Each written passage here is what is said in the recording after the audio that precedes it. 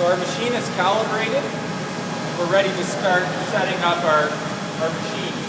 So we have different menus in different sections of the controller.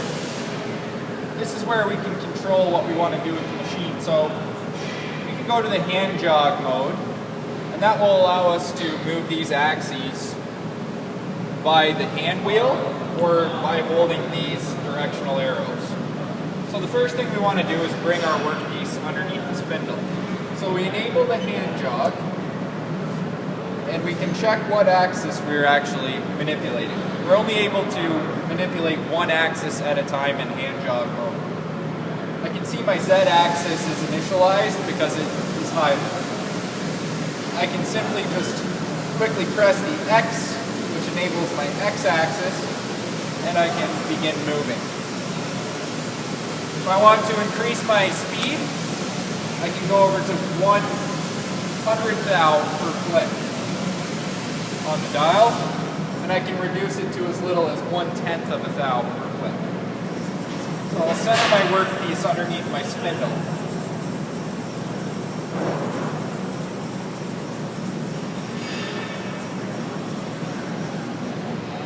Now we currently have tool number 1 in the spindle.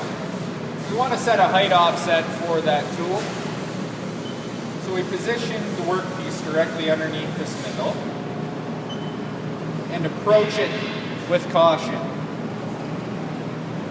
When I get within 2 to 3 inches of the workpiece, I switch over to the 1 thou per click on the dial increment.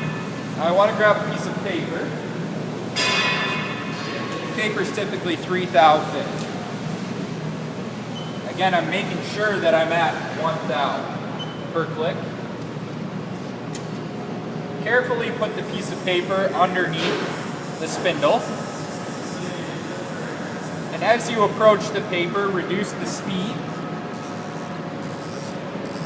And when you get close, you can begin to wiggle the paper back and forth. I'm going to take my ring off.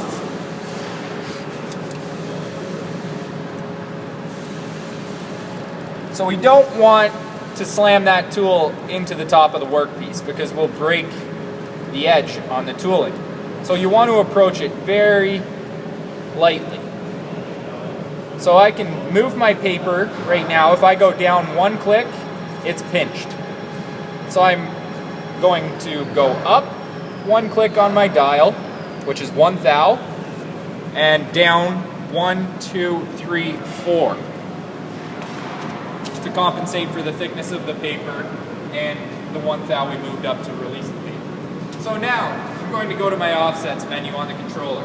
There are 2 offset menus in this controller. One is for tooling, the other is for work offset. I can see right now by selecting offset, my tooling offset menu is highlighted. In here we have our H lengths, which correspond to our G43 code, and our D diameter, which correspond to our G41 or G42.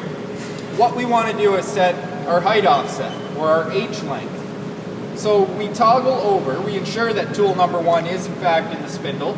We toggle over so that that geometry is highlighted, and we hit tool offset measure. That measures the distance from the machine home to the top of the workpiece. Now, when moving that up away from the workpiece, I like to always use the up arrow instead of the dial. It's a lot easier to visually see that if I hold this button, it's going to go up instead of taking a guess at which way it's going to go here. So once we do verify that the spindle is in fact going up, we can increase our feet at the same time until we're into a clearance position. Now we're ready to make a tool change. We're going to load up our edge finder, which is in tool number 8. In order to change the tooling on this machine, we can simply hit automatic tool change reverse or forward, ATC rev or ATC forward. That will go 1 tool change at a time. Or if I want to jump to another tool that's on the other side of the carousel, I can simply type that tool number, T8, and hit one of these two selections. It will take the shortest path, no matter what selection. Okay. We've loaded up our edge finder. We need to initiate the spindle. If the spindle has not been initiated by a G-code since the machine has been on, we need to manually write that G-code in there. And we can do that in manual data input mode. So we've been working in hand jog mode. We can go to MDI, manual data input, and write a soft program in here. Something as simple as S1500 M03. It's already there, so we can simply hit cycle start to initiate that spindle. Now we have full control manually over that spindle. If we want to decrease the spindle speed, we can go down by 10% at a time, or we can increase it 10% at a time. Okay? We're going to use about 600 RPM for this edge finder. We're going to go back over to hand jog mode and bring our tool down. We're going to set our home on the front left corner of this part.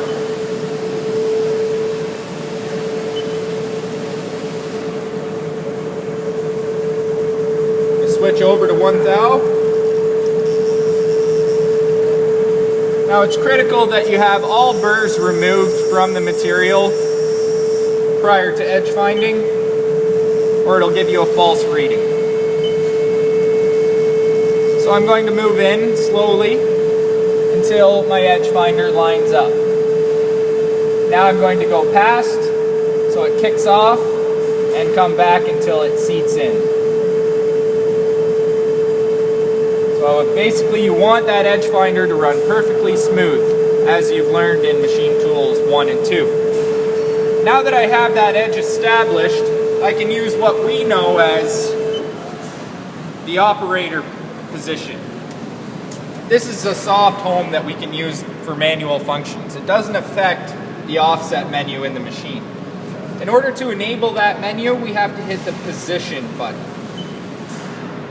We can see we are on the X-axis, and we can hit the origin button. That will zero our operator X location. So again, that's just a soft setting. We know that the end of that edge finder is exactly 200 thou. So we are able to move up in the Z and move over 100 thou to position that edge finder directly over the edge of the workpiece in the X-axis. Once we move over our 100 thou, we can hit origin, and we know that that's exactly where the edge of that part is in the X direction. Now we do the same for the Y.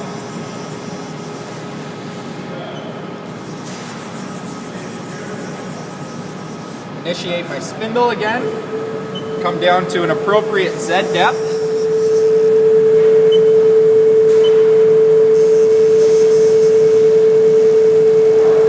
Kick the edge finder off in the Y and come back until it seats in nicely.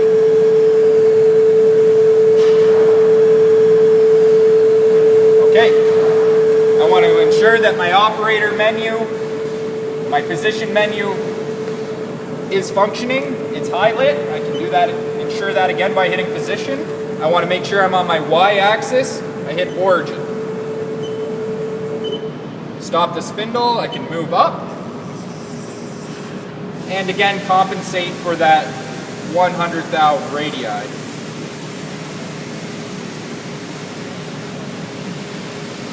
Now I can hit origin again. I'm directly over the edge of my part in the Y. Enable your X and move back over to the 0 position.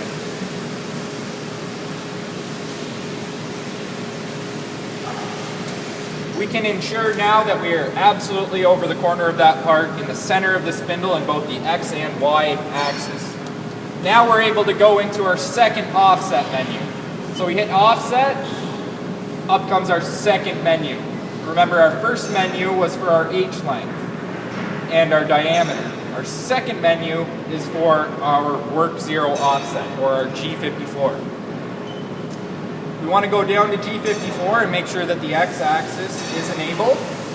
We can hit part 0 set, and part 0 set again for the Y. You want to make sure this Z always stays at 0. We'll be getting into that later on in the semester. One thing that we didn't do, that we should do right now, is make sure that we have the proper diameter in for tool number 1. So we can hit offset again to enable the other offset menu, and ensure that we do in fact have a 3/4 inch end mill in number 1. That's correct, so we're good to go. We'd be able to run a program right now pending our home was in that location.